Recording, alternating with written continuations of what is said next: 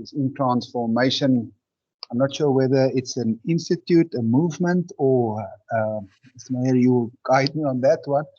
But Mr. Meyer is extensively being consulted and utilized even by, and I'll just make that general statement, even by the current administration.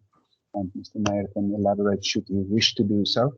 But Mr. Meyer is involved, amongst others, as Ambassador Mbete would remember, in Zimbabwe, and then countries like Myanmar or Burma, whichever is one you wish to use, and then Sri Lanka and other places, very exotic places that Mr. Meyer has been or are currently involved in. So for this afternoon's discussion, I've asked Mr. Meyer to again share his experience from CODESA, the writing of a new constitution. But I remain of the view that the constitution, if not the best in the world, is one of the best in the world, and we have, as South Africans, created that constitution. And I think it's important that we remind ourselves of that important event. And then for Mr. Meyer to, from his experience and with hindsight, we all know what hindsight means, but with the hindsight that he has, share his experience, his views about the process, the lessons learned, but perhaps more importantly, how important it is to be a constitutional state. And what does it mean currently in South Africa? And we're all aware, we spoke about it this morning, about what's happening in the country and the views thereof. And myself and Mr. Meyer had a very brief reflection on it before coming on air. But nevertheless, Mr. Meyer, thank you for your time. Thank you for your willingness to support the Academy and specifically to engage with our future heads of mission before they are posted abroad. So it's really a privilege having you with the Academy. And without any further ado, may I provide the virtual floor to you and Karosha to facilitate the process as we proceed. Thank you. Well, thank you, Andres. Thank you for inviting me again to participate in this kind of program. If I may say, colleagues and comrades, if I look at those of you who are in this discussion this afternoon, I should be the least of them all to actually make an input, to make a presentation. I can see a whole list of names that are better qualified to speak to the subject that I'm supposed to speak to. But maybe because I originally came from the enemy side, it's worthwhile to make a few introductory comments, and then maybe we can rather go into a discussion, and then for me to keep you busy for too long with my presentation or my thoughts. Thank you very much for this opportunity. I'm going to switch off the video just for the sake of proper connection, and let us stick to the audio. But it would be very nice, at least before we depart, to see your faces, just to make sure that we have this connection also in place as far as that is. Colleagues, I was thinking of where we find ourselves today in terms of the developments over the weekend, and it's not for me to reflect on that, but the one thing that comes to my mind, if we observe what is going out there, happening out there on the streets, and particularly KZN in Johannesburg, then there's one thing that comes to mind, and that is that we have to be grateful for the fact that we have a constitution that protects us. Although some people seem not to respect the constitution, it is the guiding light. It is the supreme authority in our state. And that came about because of the desire that South Africans had during the process of constitution making to get rid of not only apartheid, but also of an authoritarian state mentality that existed in our country for so long. And in the place of that, to put there a constitution that is the supreme law of the land, and that would be the guiding foundation for all of us on an ongoing basis. And all that we can hope is that, I think even on a day like today, that we will stick to that guiding foundation at all relevant stages, and remind fellow South Africans that that is what we all have to adhere to. But it was because of the contributions of so many that you represent and partly participated in yourselves. I see a few names here that in this room that have been, who were active during the process of delivering that constitution. And when I look back at it, I want to say this, that the leading guidance that we have received at all stages from President Mandela and the leadership of the ANC at the time of constitution making remains to me a very strong memory of where we came from, what we achieved during the negotiations and the constitution making process, that we should recall and recall all the time. And that should be one of the key messages that we send out to the rest of the world, or also during a time like this. So there's a lot that the ruling party can be very proud of in terms of what have been achieved as far as the constitutional framework of our country is concerned, and let us remind the rest of the world of that as well. So I say this when I have in mind the fact that all of you are going to be posted somewhere to bring a message from South Africa also with regard to this subject. And there are many places around the world that need this guiding light on an ongoing basis, even in the developed world, not only in the developing world. We've seen what has happened in the United States during the previous administration. And I said to myself many times, I wish we could convey our experience to them during that period. But there are other countries that could be reminded of the same on an ongoing basis. So it's with that in mind that I'm just going to try and contextualize again for the sake of all of us where we came from and what we achieved through our constitution making process. And the best way to contextualize it is to put in the context of where we started. The ANC, as the leading party on the side of the liberation movements, had the Harare Declaration as a guiding document at that stage.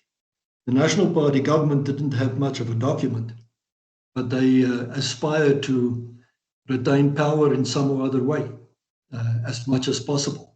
Not fully, not wholly, but at least in some ways. And those two opposite positions or conflicting positions were still had to be addressed when we started with the process of dialogue. And I say this specifically when we started with the process of dialogue, because the initial meetings, the Grote Skeer, the Pretoria Minute, and later on the D.F. Milan Accord, those three cornerstones of the first year of talks were only events where we started to talk to each other without clarity of purpose in terms of the end result. So it was only 2 years later, at the beginning of the process, at the end of 1991, as you will recall, where we really, for the first time, sat down and started to focus the mind on where we are going to. And it was then that the conflicting positions were very much, I think, exposed to each other. And it's also for that reason that the CODESA process failed after 6 months. And let me emphasize this, it failed completely. CODESA 2 never happened, and a month later, all negotiations came to an abrupt end. So although the name CODESA stuck in people's minds, it never delivered the result. And it was only by 1993, after we resumed talks on a bilateral basis between the ANC and the National Party, that the record of understanding was agreed upon in September of '92. And then that led to the resumption of a multi-party process, which became known as the multi-party negotiating process. The name CODESA was never revived, it was gone. But it was through the stark reality of the conflicting positions that we held there at the beginning of CODESA, end of '91. ANC relying on the Harare Declaration, the National Party trying to retain as much power in its initial constitutional proposals, that we got stuck. And I think the ANC at a very early stage realized that the National Party was probably not honest with its constitutional proposals. And let me remind you of one such proposal that was on the table, and that was the concocted idea of a rotating presidency. Literally, it meant Mandela 6 months, Buthelezi 6 months, and de Klerk 6 months, more or less. That was one of the examples of what was put on the table for one purpose only, and that was to retain, through a veto of a kind, some control and some authority for the minority white community. So that is why I think we came to an abrupt end of that process of the negotiations. And on the 22nd of June '92, Madiba called off all negotiations, even at the bilateral level with the National Party. After that, it resumed again, of course. But it was then a process of direct negotiations on a bilateral basis. It started off between Cyril Ramaphosa and myself. We became known as the Channel. And of course, we reported back to our principals, on the one side Madiba, on the other side de Klerk. And after 3 months, we delivered an agreement which both of them could sign, which became known as the Record of Understanding. And to my mind, that was the real breakthrough in the South African process, the Record of Understanding. I'm not going to deal with the detail now, but if you wish, it's worthwhile having a read. You can find it on Google, Record of Understanding of 1992. And the interesting part of it is that half of that document, of the Record of Understanding, and I think it was only about 3 or 4 pages, was crap. It didn't deal with the substance of a new constitutional framework. It was about how to control traditional weapons and things like that.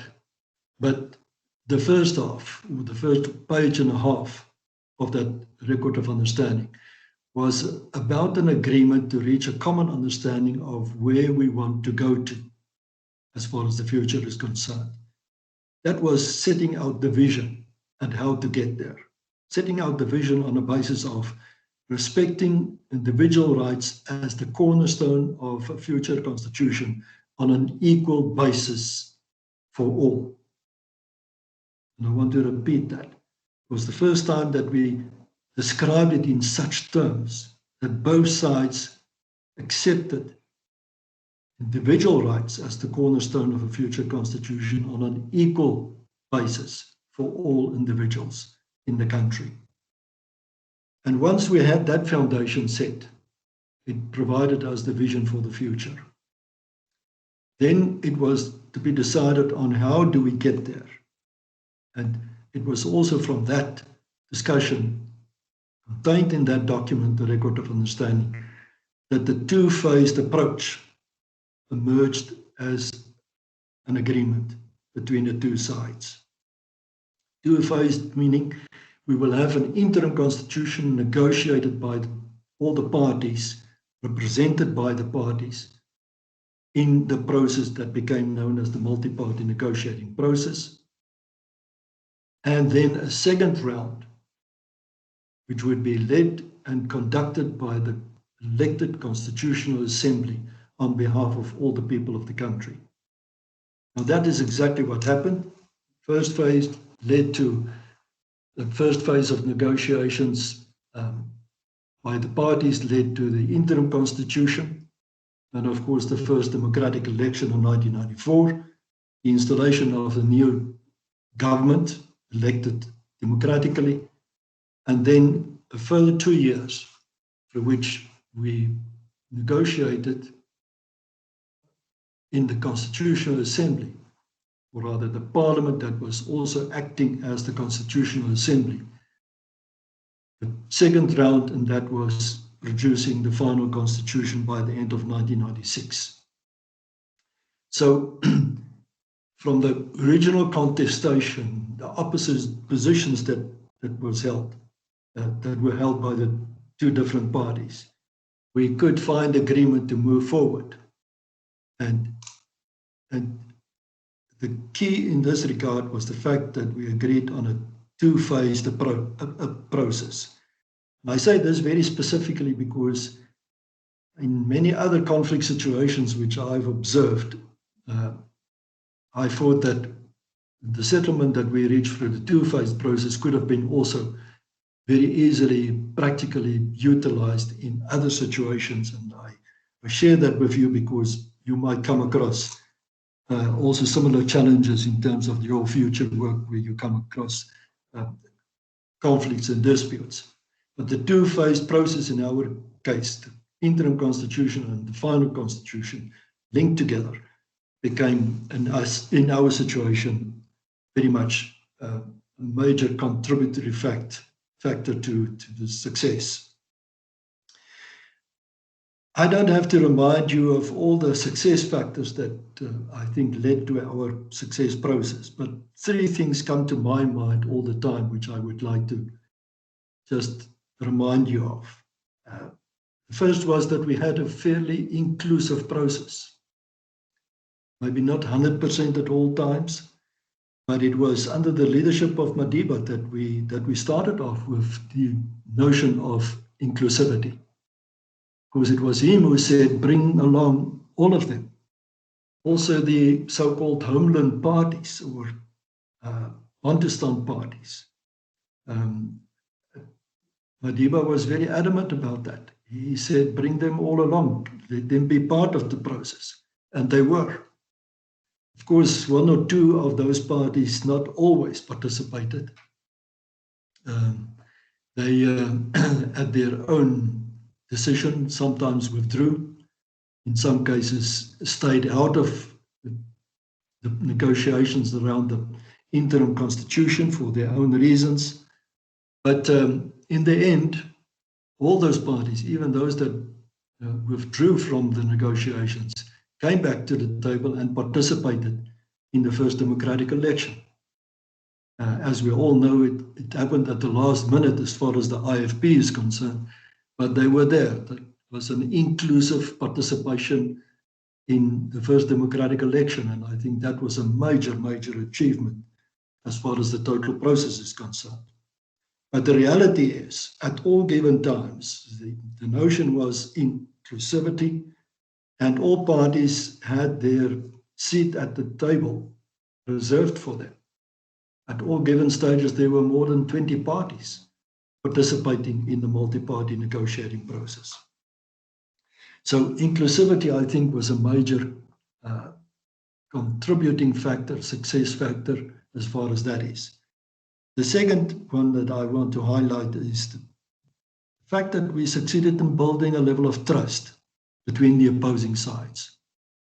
And it started at the bilateral level between the ANC and the National Party. It was not always a happy relationship, but given the fact that we were coming from the start as real enemies of each other in different ways, we succeeded in developing a level of sufficient trust, if I can put it that way, that made a major difference towards realizing a successful conclusion. And just to be anecdotal, I will never forget that moment when we first met for the real first time in May of 1990, Grote Skier Minute event, which was really the first time that the two teams were sitting across the table from each other. And the excitement that prevailed in the room told one thing only, and that was that we respected the fact that we are from the same country, we are from the same nation, and we have to find a way to make sure that we never divide ourselves again, ever. And that was a fantastic experience. Nobody said it, nobody told it to be that way, but that was the inner experience I think all of us had at that table when we met for the first time. And over a period of time, that level of joint aspiration started to grow.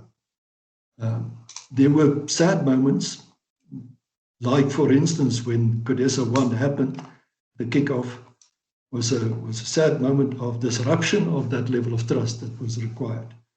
But in general, I think, and if I have to be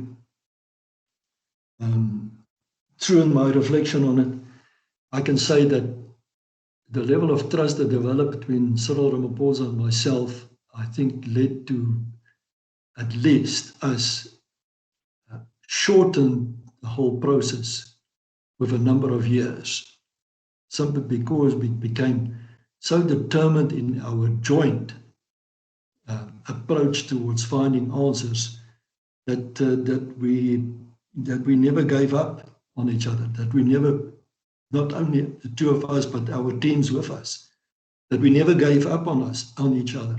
And we came out with a joint approach to say, there's not a problem that we can't resolve. And that's exactly what we committed ourselves to. And it was based on that level of trust that existed between us. So I think that was a great success factor, the level of trust that we succeeded in building. And then the last point that of the three that I mentioned now is the fact that we took ownership of our own problem, but also of our future destiny and of the outcome. So it was a collective ownership of the problem. And it meant that we took responsibility. It was only us. It was nobody else from the outside that could deliver this. And you might recall that we never had mediators from outside that came to fix the problems for us. It was us who had to face each other, even during very difficult and very troubled times. Whenever there was a problem, we had to come back to each other the next day, look each other in the face and say, okay, how do we fix this? How do we correct what we did wrong in the first round or in the previous round? And I think this is a major complementary factor to our success. If I compare it again with others in other conflict situations, then often mediators from outside are spoiling the broth, because they are outside interests that they represent and not the inner responsibility of those that are really sitting across the table from each other. So just to put it in the basket again, it was The fact that we had an inclusive approach, that we succeeded in building trust, that we took ownership of our situation and our destiny, that helped us to overcome many problems in that process. The end result was, as we started off by saying, we delivered the supreme law of the land by means of a new constitution, created a constitutional framework that we can still be proud of. And I think that, you know, many things can be said about what maybe went wrong. There was the Truth Commission, which was not perfect in every respect, but it was a model that helped to overcome the challenges around the subjects of, on the one side, how do we heal the nation? On the other side, how do we deal with troubled subjects like amnesty, etc. The Truth Commission did a great job, led by Archbishop Tutu, but there were shortcomings at the same time. And some of those shortcomings maybe are biting us today. But we can talk about that a little bit later. The last point I would like to come back to now for the sake of the outcome was the fact that we had created an ideal situation as far as the socio-economic aspirations of the nation is concerned. Ideal by means of what is set out in the Bill of Rights, in the second chapter of the Constitution, a set of fundamental rights, which are all great and fantastic as aspirational as they are.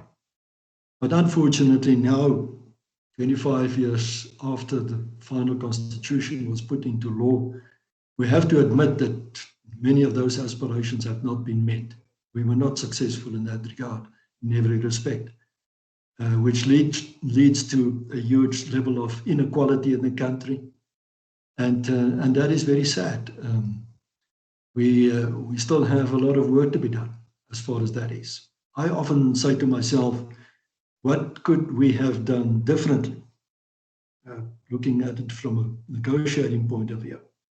And maybe what we should have done at that stage was to sit back after the Constitution was completed and say to ourselves, how are we going to implement this? How are we going to affect these aspirations in practice for the sake of the improvement of the livelihood of all South Africans?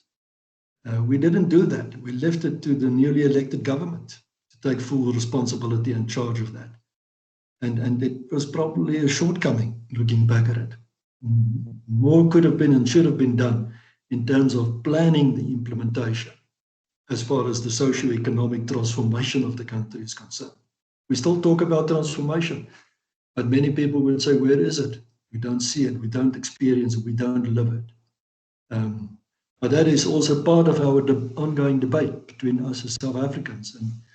And you know, I only share with you my frustrations when I talk about this. I think I must stop there. It's about a half an hour now, and that's probably longer than what most people can listen to at the time. So let me stop there and hand over to our facilitator for this meeting for questions and or comments. Thank you again for this opportunity, colleagues. Thank you very much, Mr. Meyer. Heads of mission, designates, and ambassadors. Okay, I already see the hands. Can we have Ambassador Sheikh? Roelf, I'm putting on my screen just so that you could see me. It's good to see you, Mo. Looking very well, Roelf. I've got two questions. I mean, thank you for taking the gems out of the process, you know, so that what you have actually given us was the gems that puts everything together. For many of us who've contributed to either the process, getting there, or maybe just a little contribution to the Constitution itself, etc. But my first question is related to your last of insight. And that, do you think that by inserting the socio-economic rights into the Constitution, we created an expectancy? And if we knew better, would we have included those rights into the Constitution? Or are you actually saying, yes, we should have had those rights, but we should have had a plan that expanded beyond just having it in the Constitution and just leaving it to government, and that could have been a basis for a societal compact to see how we implement those rights, and that could have involved the private sector, civil society, and everyone in an ongoing effort to nation building around the socioeconomic rights. I'm very attracted to that, but I would like your view on that. That's the first. My second concern is this. Increasingly, I'm getting a sense, and I may be wrong, but it's a sense I'm getting, that the debates we're having in our country today and the challenges we're having to our constitutional order stems around how we see the Constitution.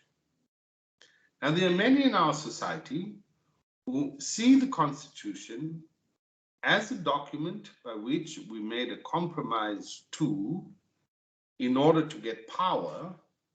And now that we have the power, we should follow what is essentially called the majoritarianism approach, where the majority must so decide what needs to happen. And we have heard this from political leaders, not only from outside of the ANC, we've also heard it from political leaders within the ANC. And their argument is very simply based on this. Why are the judges bound by majoritarianism, but us as political parties are bound by a constitutional order? Because in one particular case, you have 7 judges, the majority agreeing in a particular way, the majority view goes forward. So in the constitutional order, in the constitutional court, majoritarianism applies, but in our society, the constitutional order applies. So that is the perspective of majoritarianism. The other perspective is, but the constitutional order is a commitment and a compact that we've all made to one another on that great day of 1996, and so eloquently said by President Mbeki on the adoption of the Constitution, that we are all Africans, and that we made a lifelong commitment to be part of this Constitution, to uphold its values, to live by it, and to ensure that the generations that come after us also live by it. So these are these two perspectives. And I must tell you, I bind myself to the perspective that says, I live in a constitutional order. Do you think that the very basis of our constitutional order is now being threatened because we didn't attend to those socioeconomic rights issues, and now that is threatening the constitutional order? And what are your perspectives on this matter? Sorry for the speech when it's supposed to be questions. Thank you.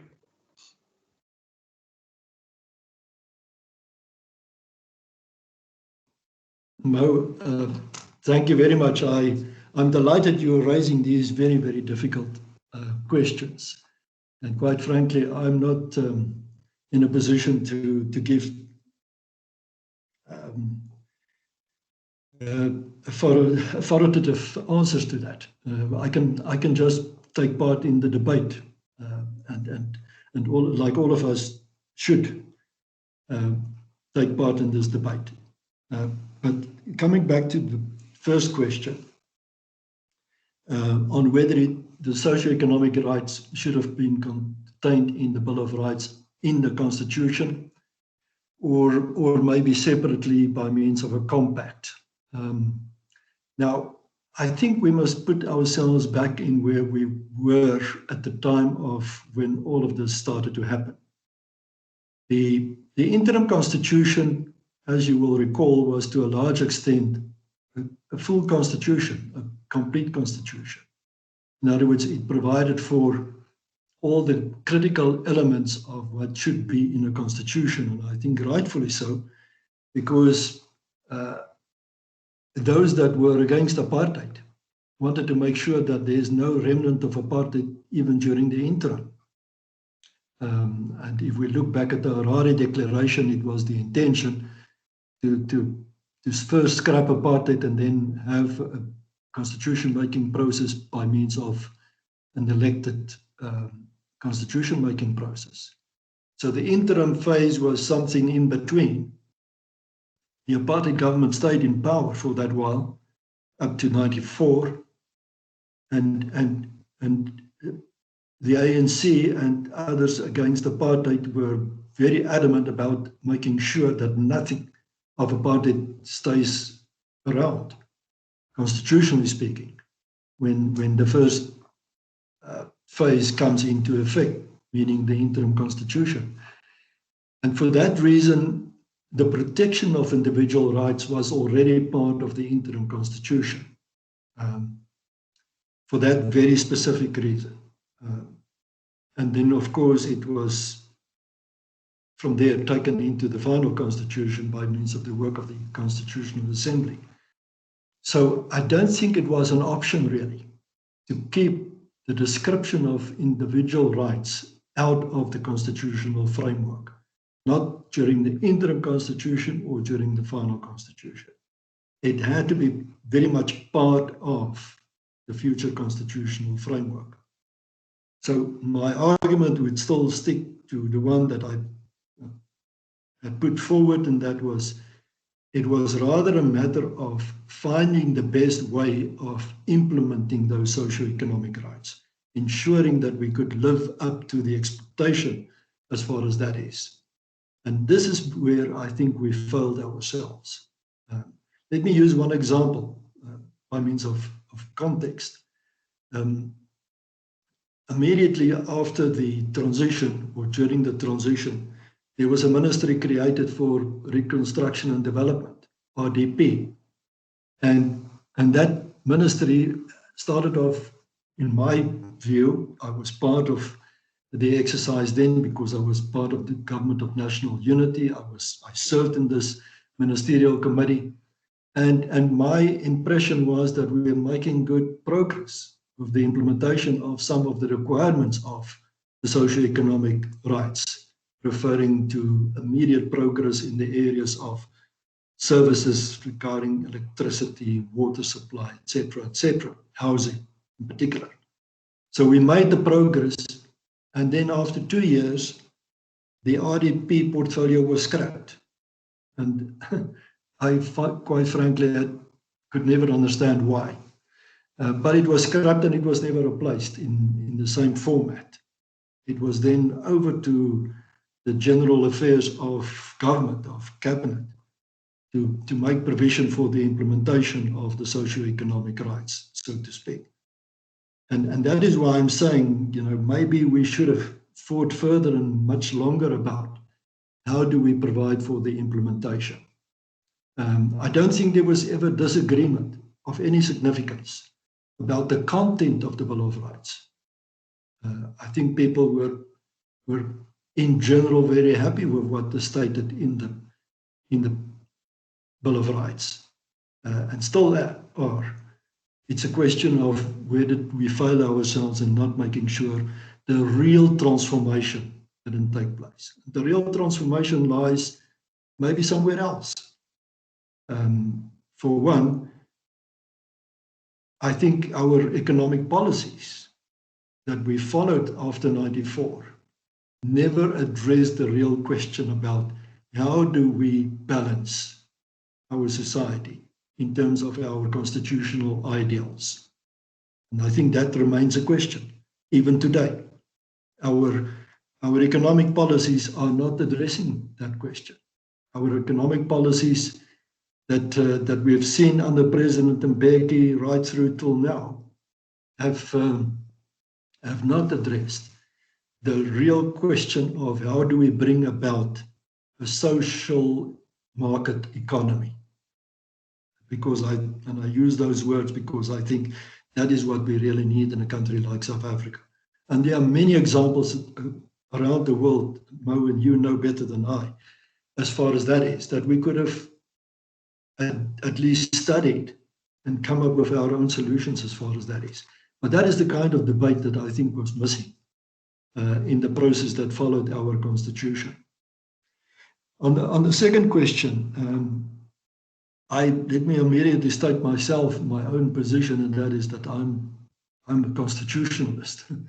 I prefer the constitution to be the guiding foundation of the nation, as I said earlier, for all its shortcomings. And there's nothing that is perfect. In no democracy there is anything perfect. And democracy, quite frankly, by itself is not perfect. As we all know, the great statement, I think it was Churchill, whoever, said that of all the systems, it's the least failing, or it provides for least failures. But democracy in itself has its shortcomings. But the opposite of where we could find ourselves is an authoritarian state, led by an authoritarian set of systems from the top to the bottom. In our case, what we know today is that the Constitution is supreme to the extent that the executive, including the president of the country, the legislature, as well as the court system, are inferior to the Constitution, so to speak. The Constitution provides the guiding light. It's true that the court system prevails in the sense that they have to interpret the Constitution when it comes to that. But what else? If the Constitution is the supreme law of the land, you need a system that can adjudicate on that. And I think, quite frankly, our Constitutional Court has never failed us, right from the beginning, at no stage. Those that are questioning the court system at the moment, I think, are in the wrong, because they didn't like, from an authoritarian perspective, what is the outcome of what the Constitutional Court delivered in terms of its pronouncements. And this is coming now for a number of years already, where this questioning is coming forward. But the alternative would just be two words to contemplate, and that would be an authoritarian system in which the executive is the final decision maker. And we know what that means. We know in South Africa what that meant, because under the apartheid system we had an authoritarian government who laid down the rules without the right even to challenge it. So I think that is the opposite context that we must never forget in this debate. I hope I contribute to the debate, Mo. No final answers. No, perfectly so. Perfectly so. Thank you, Roelf. I don't see other questions. Heads of Mission-Designate ambassador? But I raised my hand. Excuse me.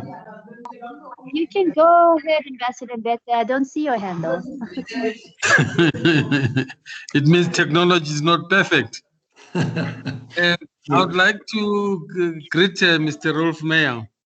Hello, Ambassador. Yes, and appreciate your input. You put it very briefly and in a very simple way, that whole critical period in the history and the life of our nation. I want to ask two. The first one is, and I don't know whether it's important or not. Some people say, mainly from those who were oppressed before, that those who supported the the colonial period and the apartheid colonial period and everything else, that these past periods, two periods that are implicated in this question, those who supported these situations never apologized, symbolically, practically offered an apology for what has happened to our country for more than 300 years. What do you make of that assertion? Is it important? It's not important? I mean, I'm talking about, is it important towards finally, might take time reconciling in our hearts, in our minds, our current generations and future generations, or not? I'm aware that the Australians are making an effort to apologize to the Aboriginal peoples in Australia. I'm not aware that in the US any apology has been offered to the indigenous peoples of that part of the world, and in particular our descendants and relatives, the African Americans. The second question that I would like to ask is, I would like to put you on the spot and ask you to comment on how you feel about, and I'm trying to tap your wisdom here, the current situation in South Africa, arising from what has been happening within the ruling party, for lack of a better reference, particularly what happened around Nkandla and so on, which some people in South Africa regard as treasonous, what happened around Nkandla. I'm talking about those demonstrations or whatever it was called. It's very difficult to coin the right word now without just being pushed by the terminology used in the media. So that's the second question. Thank you. Thank you, Ambassador. It's good to see you. The last time I think we saw each other was in Harare.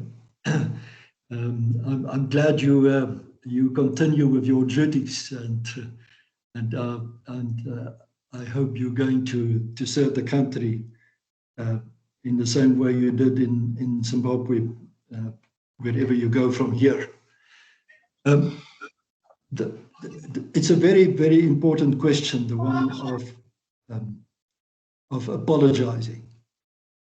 And again, I don't think there's a complete answer to that question, because let me speak from my own position.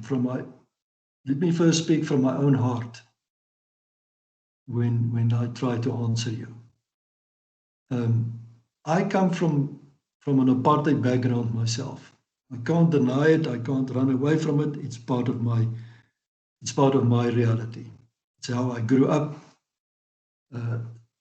And I've often told this to many of our compatriots, to many of your colleagues, that when I grew up, my first political meeting that I can recall I attended, I was 5 years old. And the occasion was an address by a National Party minister. And this was 5 years after the National Party took power in 1948. So this was by 1953. There was a general election, and that is where my own political memory goes back to. I was there with my parents at this meeting, and I can recall I was taking in whatever I could remember from that time. So I grew up in this apartheid construct that existed. And I can also share with you why probably my parents were supporters of the apartheid system. Because they, to a large extent, suffered because of what happened during the Anglo-Boer War 50 years before. And also their memories of that never went away until South Africa became an independent republic outside of the British Commonwealth. And I can recall in 1961 when that happened, how how people within the framework of the family and what enjoyed that moment. It was their moment of celebration. We succeeded in ridding ourselves of the British. So I named this just to give a little bit of context in terms of where I am coming from with regard to my own transformation, my personal transformation. Because it took me until my early 20s before I started to realize apartheid is wrong, unjustifiable, that I had to work in the rest of my life to break this down. And although I never became an activist, that's exactly what I did in my political life that followed, was to work for change and reform from within. I can fill in a lot of detail as far as that is, but the point I want to come to, and which reflects on your question, is that in the end, I made a paradigm shift myself. Not necessarily intentionally so, but that is what I knew what was happening. It was a shift where I, for the first, realized that intellectually apartheid is unacceptable. I have to work at scrapping it. I have to work at making sure that apartheid had to go. But it was secondly, and that was more important, for me to make sure that I would, within my total framework, my mindset, my soul, work towards a democratic state and rejecting where I was coming from in a complete way.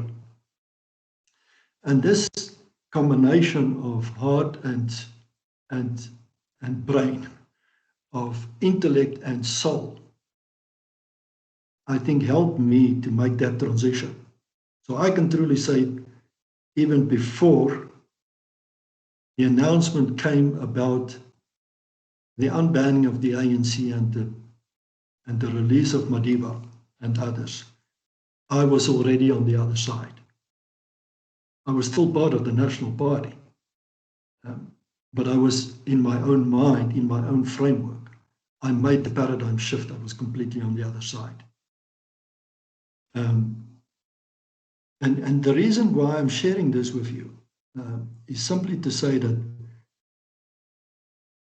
I think there were many South Africans that were coming from the historic place they were, like myself in terms of what I just described, to this new beginning.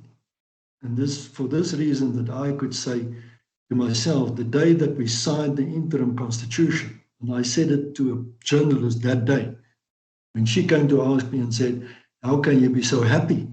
You've just signed off the rights of the white people in the country. And I said, well, I'm happy because I liberated myself. And it's within that context that I would say, you know, the question of apology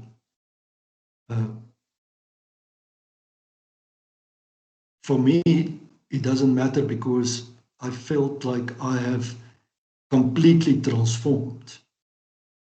I am with you, so to speak. How I can apologize by doing better than where I find myself at the moment is therefore a question. I find it hard to answer. I did apologize. I went to the Truth Commission myself. But those are words. You know, real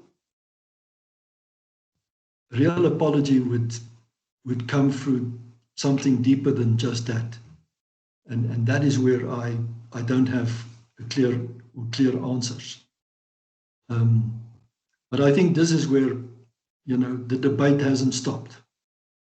Let me just conclude on that point by saying, in the case of the Australians or the Americans or any others, The oppressors are still in charge. They are still in power. And I think there is a certain responsibility that rests on them just from that angle. In the South African case, we have succeeded in turning it around in such a way that we live together as South Africans. And yes, of course, there are still incidents of racism around in our society, unfortunately so.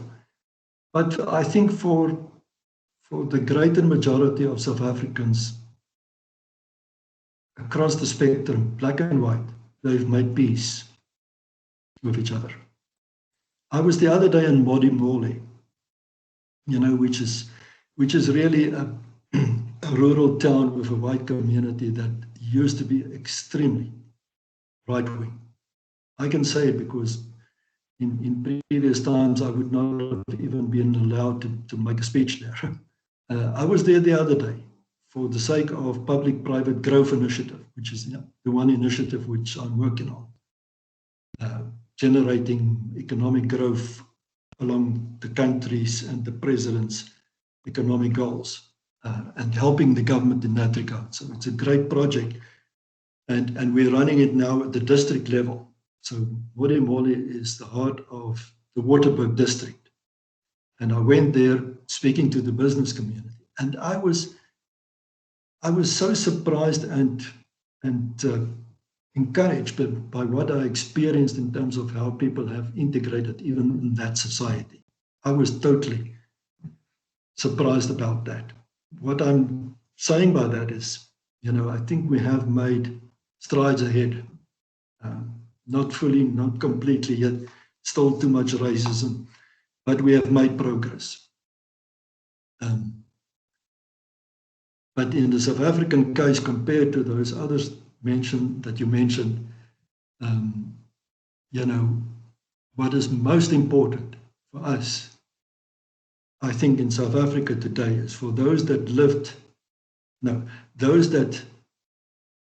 practiced apartheid in the past, have to make sure they contribute fully to the nationhood and the well-being of all South Africans where they find themselves now. Because that is the major contribution that people like them can make. And that's the wonderful thing that I think is starting to happen. No, it's already happened. We just have to encourage that line or that trajectory. But Ambassador, there's no final answer to this. It remains a subject for deep debate. How do we build a nation on proper social cohesion? I think that is the real question. As far as the current situation is concerned, you know, I said to myself since the weekend, this is one area where we as whiteys should keep ourselves completely out. We must be very cautious in not saying things and doing things and commenting about the current situation because we just don't have a proper understanding of it. And I might have some thoughts about it, but I think it's better not to say anything about it because I will delve into a situation which I'm probably not properly qualified to make statements that would be relevant. The sad thing for me is, that being said, what I've just said, the sad thing for me is that unfortunately, criminal elements have now started to take over. I can understand why there might be protests from certain quarters, let's say political protests. But then I would think that those protests should be exercised for lack of a better description, in a democratic way. But to go to the streets and cause damage in the way that it's being exercised on Saturday is not, to my mind, acceptable. It is just brutal criminality. And I don't think there's any other way to describe this. There's no justification for that. I'm sorry.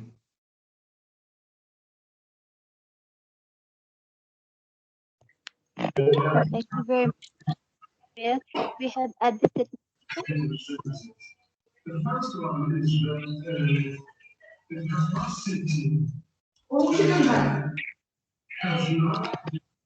I didn't hear. Did you say something? Kerosh?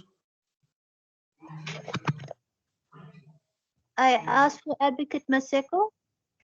Can you hear me, Advocate? Yes, Kersha, thank you very much.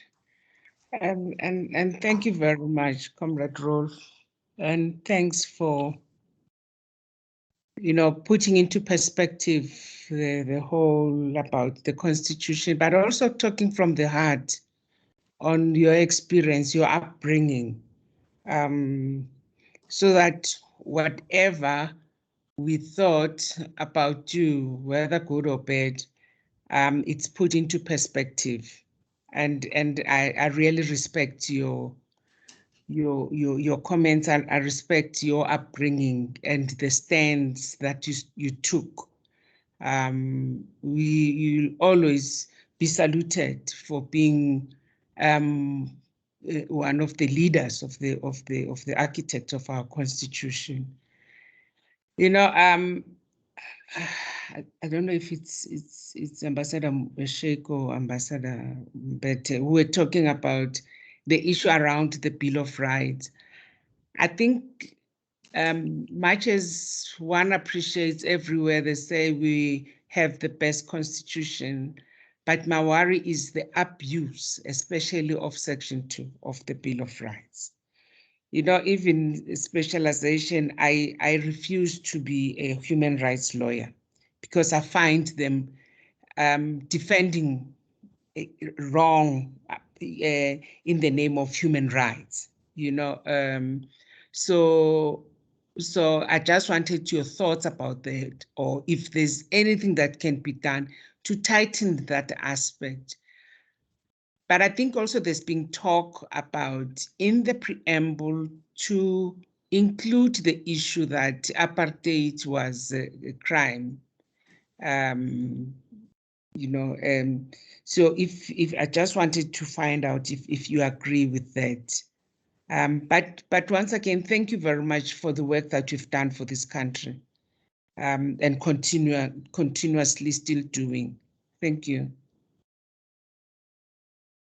Thank you, Advocate. I appreciate that. I appreciate your remarks as well. Shall we ask the other ambassadors also to put their questions, and then I can respond to all three? Okay, great. HUMD Maseta, you may go ahead, followed by Ambassador Weidenfeld. Thank you very much, Kirosha. Good morning, Ndade Rolf. Hello, Billy. I hope you're fine, my brother, under the circumstances of COVID. I'm fine. I'm still healthy. Thank you very much. And I had my second injection. Oh, very good, very good. No, I thought I should just come in on really the same issue that you raised, and Advocate Maseko has also touched on, related to the issue of socioeconomic rights. I think you are right to say maybe we should have thought about dealing with the how we get there. Because my question really is around the steps that you think we should be taking to deal with the actual implementation of some of those rights and what they are and how far they can go. Lindy, the advocate, is correct to say there is also a sense of extreme abuse of some of the interpretations on the rights, the consequences of which is found in, especially in the local municipalities, where you find local municipalities unable to at least enforce because people are acting in a particular way. There are several examples of that. So I thought I should raise that because some other quarters have raised the issue of whether we should not be talking about an economic codessa. And when they argue it, particularly led by General Holomisa, it begins to make sense on how we can find a formula of an equitable distribution of the South African wealth and how to satisfy some of those particular rights, including defining them. And in my own opinion, I tend to sympathize with that particular position, and I don't know whether it's right or not. But I'd want to go back to the other question I had. There were three questions, but the second one is that while I see your experience in Mudimolle as having been a very progressive movement towards achievement of the non-racialism that we all talk about and cooperation and non-racism that we desire, don't you feel there are pockets in the Afrikaner community particularly of people beginning to move towards back to the lager? Don't you see that the more you talk the socio-economic rights, the more you try to advance them, there are those elements that begin to feel the accumulation that they've acquired over the 30 years is threatened and therefore move to the border to protect them and deny others. I think there's an issue around that, and whether it's my imagination or it's happening in real terms, and how do we ensure that we speak in such a manner that allows them to realize the need for that equitability to happen. The last question I have, Croatia, is that the United Nations declared apartheid a crime against humanity. We have domesticated a lot of those resolutions and treaties. And part of the challenge we have in this country to build a non-racial society is the reaction from the different angles, the different extremes, making our work very difficult. And I hope that your generation and our generation, while we are alive, we could take firm steps towards that particular direction in order to give guidance to generations to come. Given the fact that there is a possibility that we might lose it if we don't take certain steps now. And therefore, the actual enactment of apartheid as a crime against humanity, wouldn't that help in the process, so that we all know that it is a crime to take a racist position in whatever way, black or white, and therefore racism is a crime against humanity. Because apartheid can be apartheid by a black, against some other people, can be apartheid by a Chinese against some other people, and so forth. And the question that Advocate Maseko raises, therefore, it rings a bell to me. And those are the three questions I thought I should pose, Roelf. Welcome. Thank you very much. Thank you. Thank you, Billy.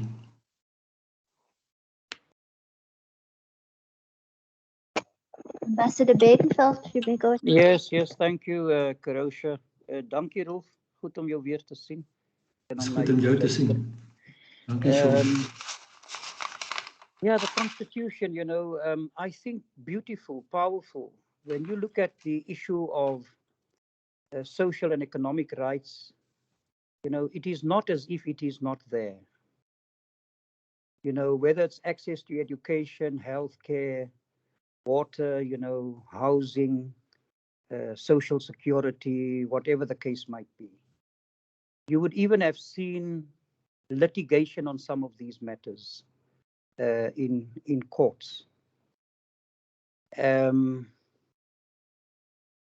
If one were to look at what we have currently, are we really able to read that completely in your assessment as, an indication that the constitutional project would have failed? Differently put, is the Constitution, in its current form, just completely insufficient in terms of its ability to change lives and to see realized the rights of South Africans?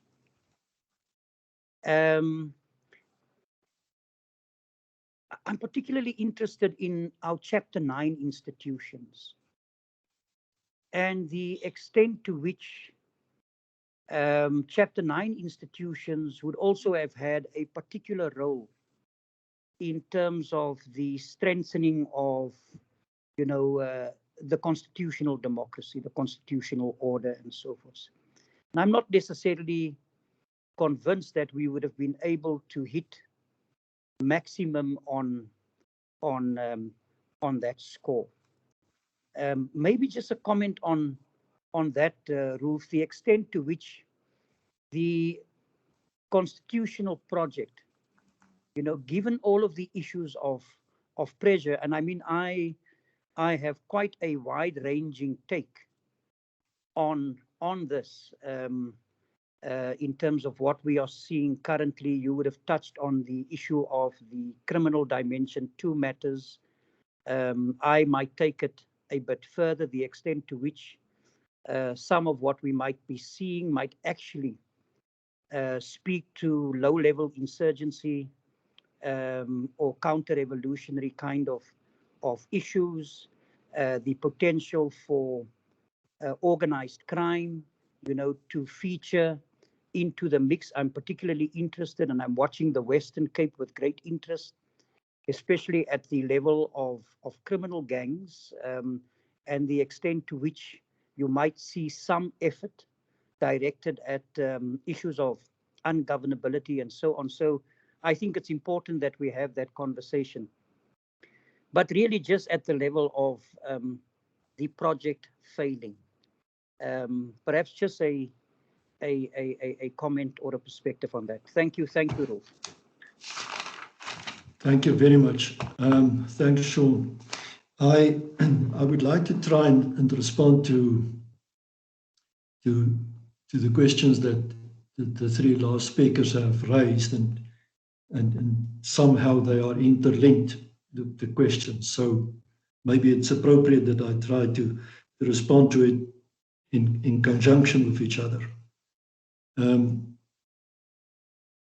let me just state that I have unfortunately to join another meeting, international meeting, by 3:30. So I will have to excuse myself just before then. But let me get to the question or the point that you have made, Advocate Maseko. You know, I'm personally not a human rights lawyer, I've never been. But in terms of the work that I'm often doing overseas, I came across the question around the subject of human rights and its international application in many situations. And I just say this to give context in terms of my own emerging thinking about this. I'm doing some work in Myanmar. In fact, the call that I have to join in a few minutes from now is about Myanmar. And there I came across this problem of the Rohingya, which is in a great international outcry in terms of what the government of Myanmar did to particularly the military, did to the Rohingya Muslim minority community, to the extent that 1 million of them fled the country into Bangladesh. And the challenges that then came about from the international community in various international fora, including the ICJ and so forth. And I've participated in many international debates on this very subject with activist organizations as well. You know, and the one thing that always came clear to me in my arguments, in my debates about this, is that if we, in the South African case, started off by looking at the subject of human rights atrocities at the beginning, we might have never made any progress with regard to a constitutional solution. Because it would have been then a case where there was legitimate attacks on the atrocities committed and a defensive attitude from those that committed the atrocities, and that was the apartheid regime. And it would have been very unlikely that within that framework, if we started off on that basis, we would have ever made any progress.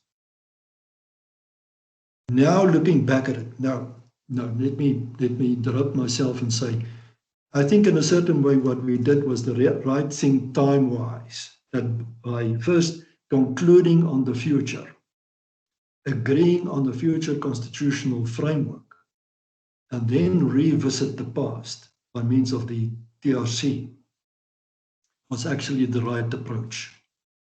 Maybe it came about incidentally like that. But we first agreed on what we could expect from the future in terms of a new framework. And then the questions around what went wrong in the past emerged through the TRC process. And I think that was the right way to address it. If it was the other way around, my argument is then we would have never seen peace in South Africa. Now coming to the question of where do we find ourselves with the statement by the international community through the UN on apartheid as a crime against humanity. I think it's a very valid point that you have made, advocate as well as Billy, on this question. And maybe this is a debate that we should actually encourage at this point of time. And Billy, you are absolutely right. Racism doesn't happen only between black and white. It happens across the spectrum. I've seen racism between white and white. I don't know what you call it, but it's the same thing. Because the essence in my experience and how I've started to analyze it for myself is that when we talk about racism, it's always about one side taking a superior position against others who are in an inferior position. And that was the core of the paradigm that prevailed in South Africa for more than 300 years. It was the white Europeans that came here with a mentality of superiority, and they That was the basis of racism and apartheid in South Africa. And we had to replace that completely, which we did through our new constitutional framework. And I think by using this as apartheid as a crime against humanity in the form of this paradigm of superiority versus inferiority, I think would be a clear description of what the world and us in South Africa can't tolerate. And I would strongly associate myself with that. Maybe this is something that we need to take forward. And I like the way in which you have argued that for the sake of our discussion now. As far as the set of socioeconomic rights are concerned, again, Advocate, you have addressed it, and Billy too, and Shaw.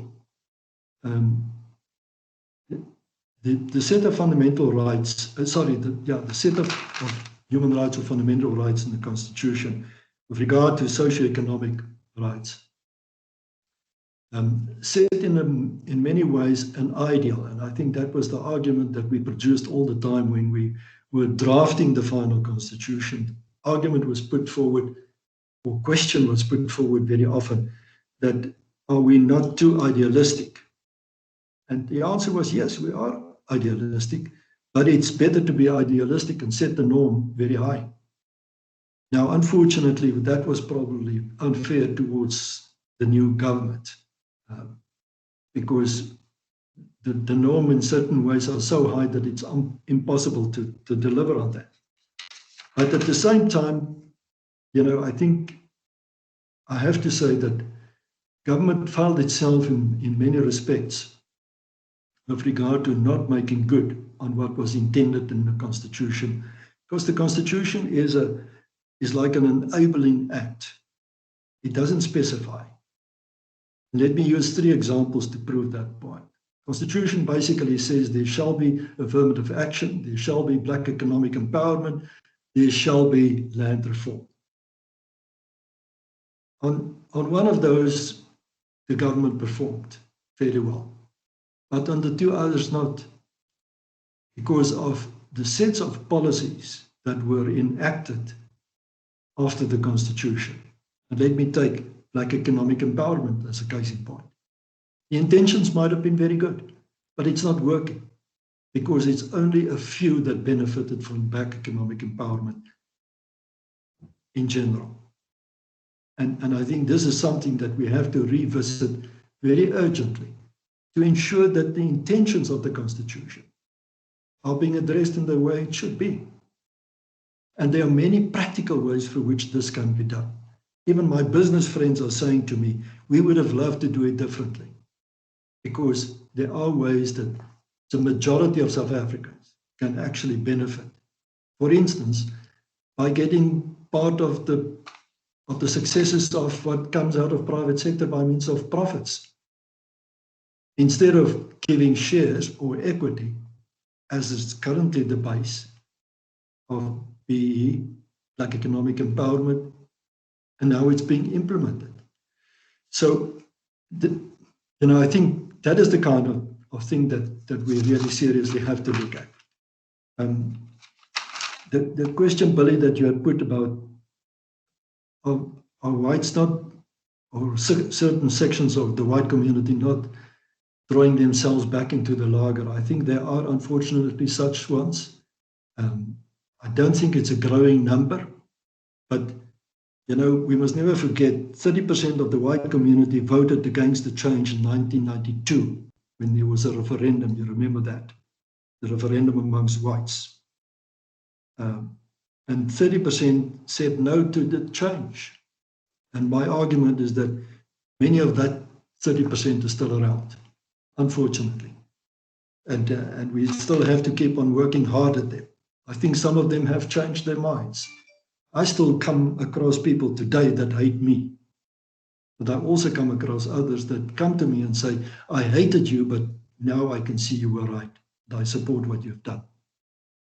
So it's ongoing work that we have to do. You know, I say to myself, how is it possible that Trump could have had a majority at some stage in America? How is it possible on the basis of a popularity vote? It has happened. And we mustn't underestimate the fact that we have our fringes still in South Africa, whether it's on the right-wing side or on the left-wing side, they're still around. You know, they are not out of the system. But I think it's lesser in numbers, maybe some vocal, maybe some noisy, but I think it's lesser in numbers than it used to be. And the last point, Sean, about the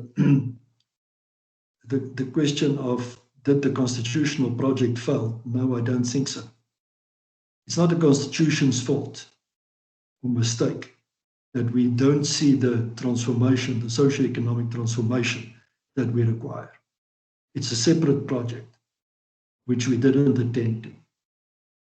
And you know, if I think back in my own mind, when we completed the Constitution, I said, thumbsuck, 15 years, then we will have the socio-economic transformation in place. Now it's 25 years later and it's not in place. And it's still decades away. So it's business that we have to attend to very urgently, but it's not the Constitution that is at fault. We've made a lot of other mistakes, but I don't think the Constitution can be blamed for this. So it's a question of raising the barrier, which we did by means of the ideal situation, the ideal aspirations, and we have to keep on working at that. And there are specific things that I think we can do in this regard. Let me name two. The one is the economic model that we have to revisit, which is not applicable. The current one is not applicable for South Africa, because in a certain way we continued with the apartheid economic model. And we should have scrapped that. We didn't. That is the one thing that we have to revisit urgently. And the other one is our whole education situation. Education is probably the biggest damage that apartheid left behind in South Africa.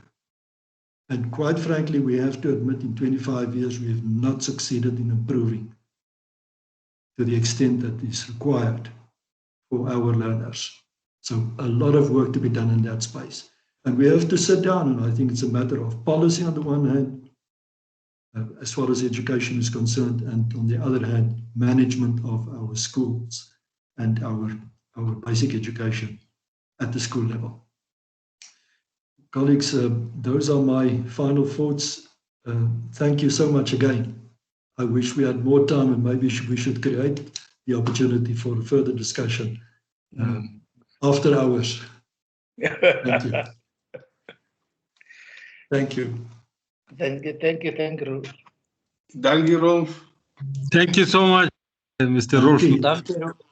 Thank you, comrades. Okay, thank you, Mr. Roelf Meyer, for this afternoon's presentation. As always, we always value participation in the Heads of Mission Designate training and our various other trainings that we have in the DTRD. Thank you once again, Mr. Mayor, and good luck with your discussions regarding Myanmar. Thank you very much. Thank you. Thank you. All the best to you. Okay, so Heads of Mission Designate and Ambassadors, this brings us to the end of today's session, and we will see you tomorrow morning at 9. Thank you very much. Thank you. Thank you, Director. Thanks, everyone. Thank you. Goodbye. Thank you. Bye-bye.